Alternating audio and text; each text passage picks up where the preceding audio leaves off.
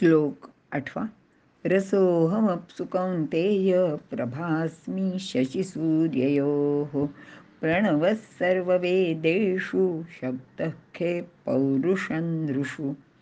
अर्थ, हे कौंतेय, उदकातील म्हणजेच द्रव पदार्थातील रस, चंद्र सूर्यातील प्रभा, वेदातील प्रणव म्हणजे ओंकार, आकाशातील शब्द व पुरुषांमध्ये असलेले पौरुष ही सारी परमेश्वरच आहेत असे तू समज, असे भगवंत अर्जुनाला सांगत आहेत.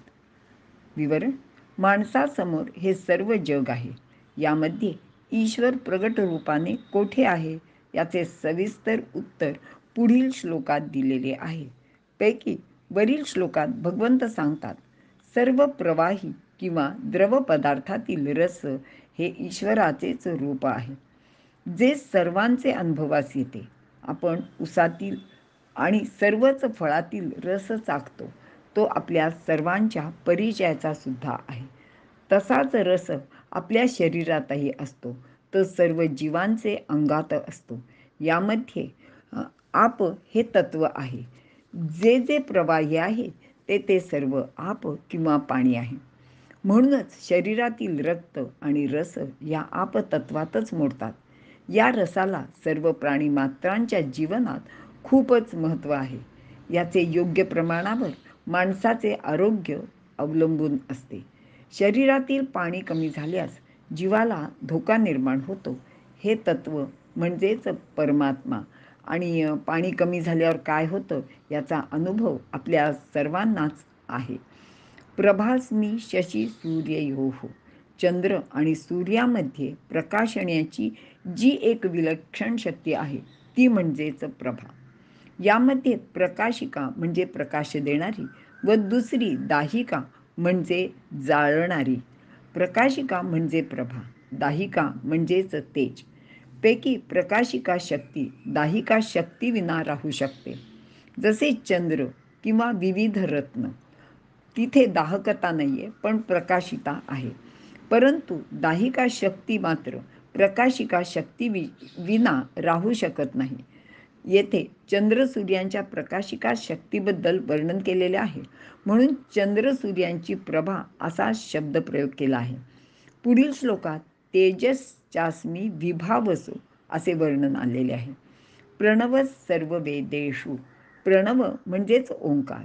संपूर्ण वेदांमध्ये जो प्रणव आहे तो परमात्माच आहे, कारण हा सर्वप्रथम प्रगट झाला आहे. प्रणव म्हणजे प्रकर्षाने नवीन असणारा असा एक अर्थ आहे.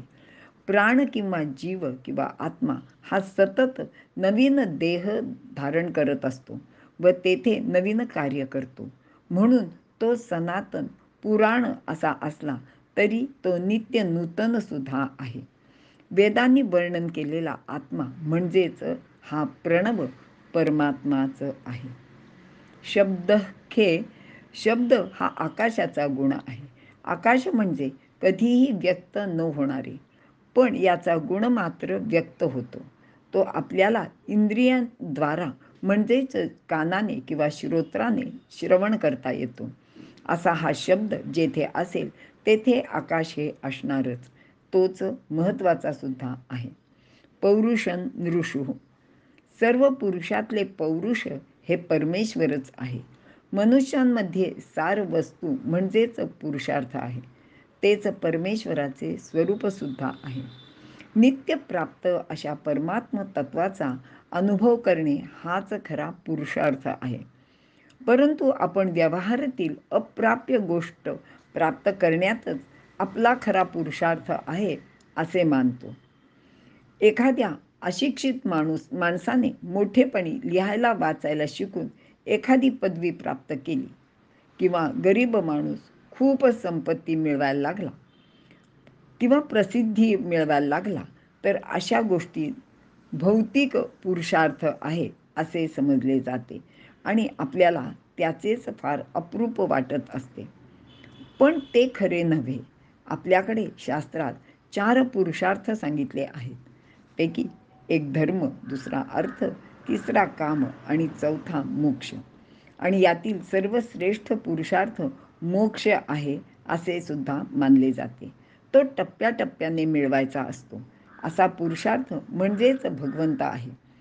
आणि ज्ञानदेवानी मात्र या पुरुषार्थापेक्षा आणखी एक पुरुषार्थ श्रेष्ठ आहे असे 12व्या अध्यायात प्रतिपादन केलेले आहे.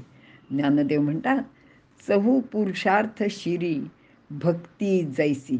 म्हणजे ह्या 4 पुरुषार्थांच्या पेक्षा श्रेष्ठ त्यांच्या डोक्यावर असलेला असा हा भक्तीचा पुरुषार्थ तो 5वा पुरुषार्थ आहे आणि तो खूपच श्रेष्ठ आहे.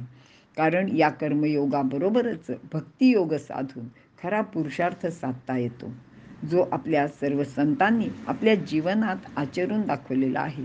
आणि त्याची सर्वात सुंदर उदाहरणे म्हणजे सावतामाळी, समर्थ रामदास, संत एकनाथ हीच आहेत. असे भगवंत अर्जुनाला सांगतात. इथे आपण थांबूया.